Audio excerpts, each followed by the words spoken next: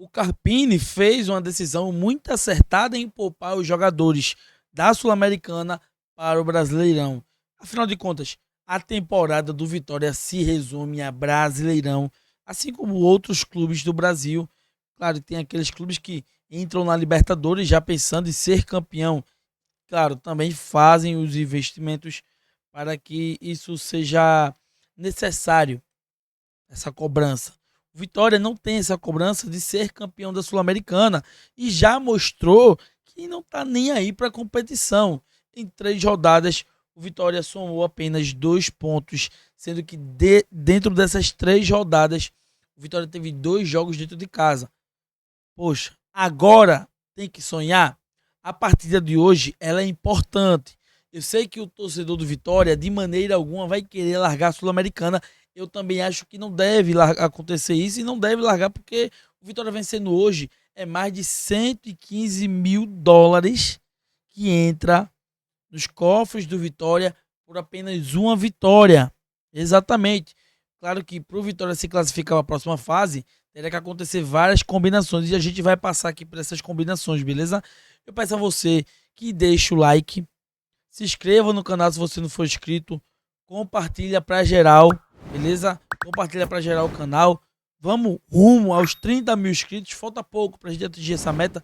Então peço a você que compartilhe esse canal para o máximo de torcedores. Olha, a rodada do Brasileirão, ainda falando sobre a rodada do Brasileirão, terminou ontem e por mais que o Vitória tenha perdido na rodada, o cenário é um cenário muito favorável ao Vitória. Claro que se o Vitória tivesse vencido, seria um cenário favorável com um resultado favorável também. Mas vamos trazer esse conteúdo aqui rapidinho do Recanto SCV, porque ele faz um trabalho magnífico e ele faz essa análise aqui. Eu vou dar os créditos aqui ele. Página do Instagram, Recanto SCV. Vamos embora. Bom não, excelente fim de rodada 7 com derrotas de Juventude e Mirassol. Times do nosso campeonato que largaram bem, mas estão de volta no bolo. Pela primeira vez, na verdade, ao menos, estão no bolo com 7 pontos, os mesmos 7 pontos do Fortaleza, que é o primeiro dentro, mais um time que não está numa boa fase, que não venceu na rodada. Ah, Recanto, mas o Vitória tem que fazer a parte dele, o Vitória vencer, que é o mais importante, concordo. Quando a gente não vence, a gente torce para esses times não pontuarem, que é o que aconteceu. Prejuízo minimizado e agora o Vitória tem um Vasco, outro time que perdeu na rodada, que tem 8 pontos, que está acima somente desses citados anteriormente, Juventude, Mirassol, Fortaleza e o próprio Vitória. Confronto diretíssimo, ganhou, passou, jogo de 6 pontos, jogo que o Vitória tem que vencer no Barradão, tá? A rodada diminuiu o prejuízo, mas o Vitória tem que vencer, e se não, é cobrança pesada. Mas vamos vencer, vamos com essa energia positiva, porque vai dar tudo certo, vamos pra cima. Perfeito, perfeito, perfeito.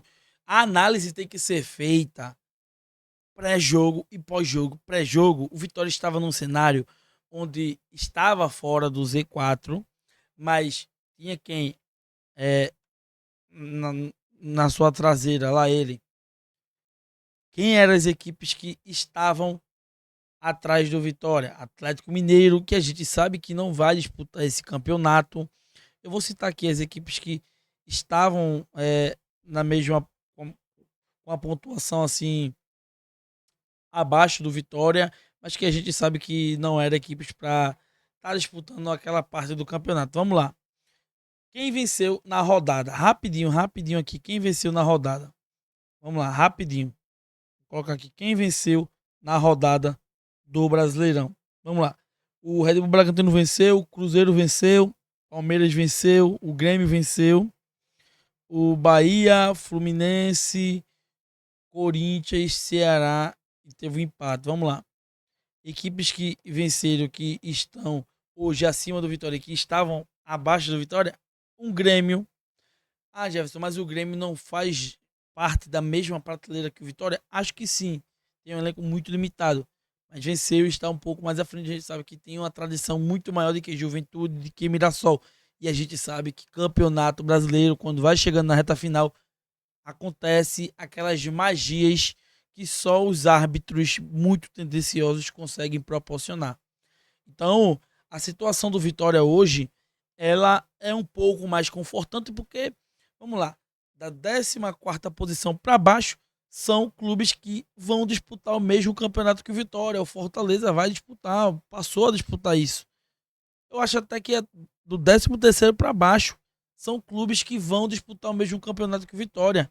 Então, perfeita análise aí do Recanto SCV, beleza? O Vitória que hoje vai enfrentar o Defensa e Justiça, equipe essa argentina, que o próprio Recanto SCV trouxe esses dados aqui. Eu vou dar destaque mais uma vez, porque o cara é bom no que faz. Vamos lá, o que esperar dos próximos jogos? Sul-Americana, vitória. Uma vitória nos últimos 12 jogos. Defensa e Justiça, 0 vitórias nos últimos 10 jogos. Você tem noção que nenhum dos dois clubes estão no momento bom. Eu acho até que o Vitória ele pode se largar um pouco mais na vantagem. Inclusive as casas de bets estão dando esse favorecimento ao Vitória, né? Esse favoritismo ao Vitória por se jogar dentro de casa. Pelo Vitória está disputando um campeonato muito mais inferior do que o campeonato argentino. E por mais que esteja com uma vitória nos últimos 12 jogos, vem de bons empates contra grandes equipes. E equipes muito competitivas, como é o Atlético Mineiro, como é o Fluminense. Então, assim, é de se elogiar os empates, mas tá aí escancarado de que foi apenas uma vitória nos últimos 12 jogos e o Defensa e Justiça também não tá fazendo bom. Tem aqui Vitória, segundo pior mandante, só perdendo o mérito de pior mandante para o Sport. Se eu não estou enganado. Exatamente, eu acho que sim. Vasco, segundo pior visitante. Então, assim, a sequência de jogos do Vitória é sequência de jogos que não tem um favoritismo, não tem aquele clube avassalador, não é um Vasco que destrói, não é um Defensa e Justiça que assusta.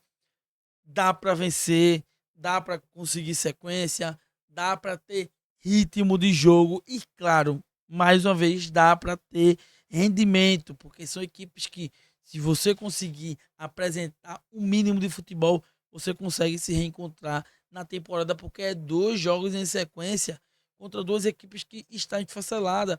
Basta o Vitória se reencontrar no campeonato e na temporada. Precisa urgentemente fazer isso e tem essa oportunidade. Eu vou até olhar aqui os próximos jogos do Vitória. Ele joga contra o Vasco e logo após ele enfrenta o Bahia. Então, assim, se o Vitória não quiser chegar pressionado para o clássico na Fonte Nova, precisa conquistar 6 pontos nesses 2 confrontos, 3 pela Sul-Americana, 3 pelo Brasileirão. Então, assim, o Vitória vai enfrentar o Defensa e Justiça hoje. Kaiser não vai estar à disposição, já fez o primeiro treino, mas o Carpini deve poupar jogador visando o Brasileirão. Então, o Kaiser deve estrear contra o Vasco dentro de casa, dentro do Barradão. Uma boa expectativa o torcedor tem sobre a possível estreia do Kaiser no final de semana. Claro que tem torcedor que vai se frustrar sim, porque não tem como colocar a expectativa só em um jogador. Ano passado, o Alejandro ele foi o artilheiro, mas precisou de muita ajuda da equipe, do conjunto, de bolas alçadas pelo Esteves, que deram certos, que terminaram em gol, de bolas alçadas pelo William Lepo, de jogadas criadas pelo Mateuzinho, de pivôs feitos pelo William Oliveira, e o William Oliveira em boa fase. Então, tudo isso vai de conjunto com a boa performance de um bom centroavante. A equipe precisa jogar bola para que o Kaiser não seja só o salvador da pátria e que em algum momento ele não consiga ser esse salvador da pátria. Ele precisa jogar bola, mas precisa também da sua equipe junto.